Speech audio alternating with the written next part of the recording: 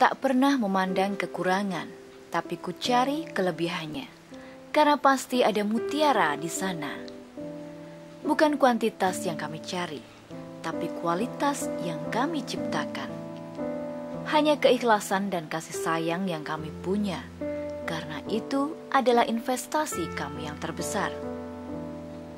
Ketiganya adalah moto dari PAUD Inklusi Cinta Kasih Amalia yang beralamat di Desa Wunut, Kecamatan Ngombol, Kabupaten Purworejo. PAUD yang memiliki sasaran anak-anak berkebutuhan khusus di rentang usia 0 sampai 6 tahun ini memiliki beberapa program layanan.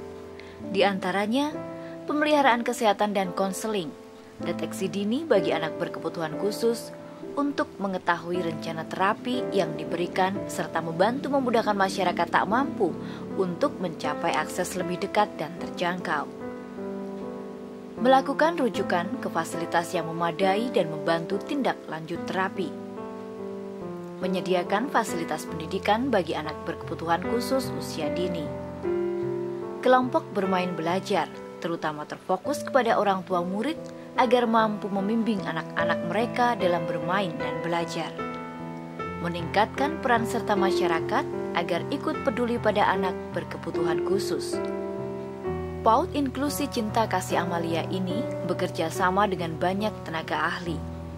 Di antaranya bekerja sama dengan dokter spesialis anak dan klinik GAKY untuk anak-anak dengan gangguan tiroid, tenaga fisioterapi, dokter umum, bidan, tenaga gizi, para medis, pendidik PAUD terlatih, dan pengasuh atau pendamping.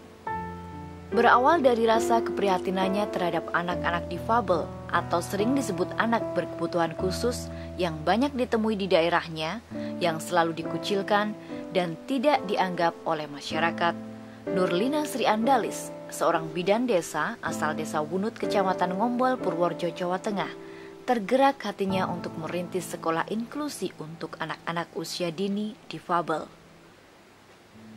Dengan tujuan meningkatkan kemampuan dan kemandirian anak-anak difabel, berbekal semangat tanpa berharap imbalan, dia membimbing anak-anak difabel ini agar bisa berkembang dan bertumbuh menjadi lebih baik, serta mampu belajar dan berbaur dengan anak-anak normal.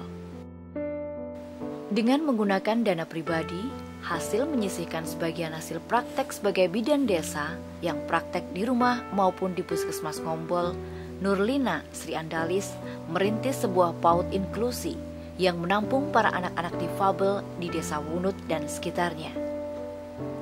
Berawal dari sebuah ruangan kecil yang pada awalnya berfungsi sebagai posyandu, bidan Nurlina mengajak para relawan posyandu yang merupakan kader PKK setempat untuk ikut mengajar di PAUD inklusi ini.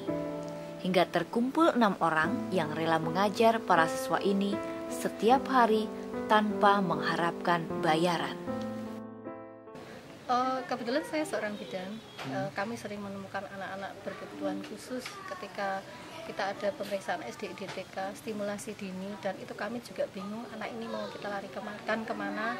Akhirnya saya berpikir kami bergerak bersama kader juga untuk merintis sekolah ini. Waktu itu kami mendapatkan murid 1 orang karena kami lihat asal mereka diperiksa dan mereka dideteksi ternyata dia ada kelainan, ada perbedaan, mereka terus menyembunyikan, tidak mau berangkat ke posyandu, tidak mau, pokoknya anaknya selalu disembunyikan di rumah gitu. Akhirnya kami berpikir kenapa kami tidak mendirikan PAUD pendidikan anak usia dini inklusi yang mereka bisa bercampur dengan anak-anak biasa, anak-anak normal gitu.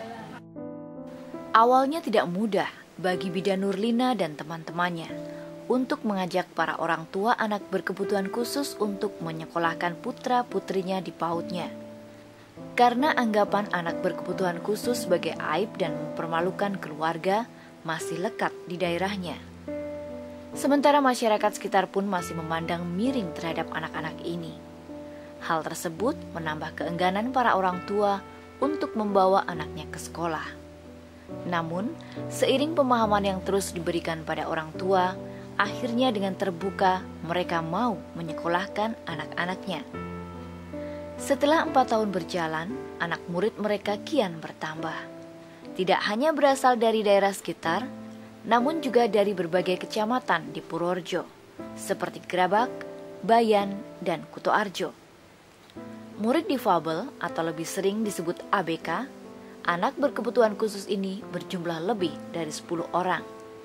Di antaranya ada yang autis, tunarungu, slow learner, Down syndrome, dan tunagrahita. Sementara anak-anak normalnya berkisar 20 orang dengan rentang usia antara 3 hingga 6 tahun. Sampai saat ini mereka tiap hari mengajar di PAUD yang dinamakan Cinta Kasih Amalia. Mereka tidak mempunyai gaji tetap, bahkan sering tidak mendapatkan apa-apa. Mereka kadang hanya bisa mendapatkan uang lelah jika memang ada sisa uang setelah digunakan untuk biaya operasional, atau ada donatur yang berkenan memberikan sebagian rezekinya. Merasakan manfaatnya nggak Bu, masih ada PAUD ini Bu? Ya banyak lah.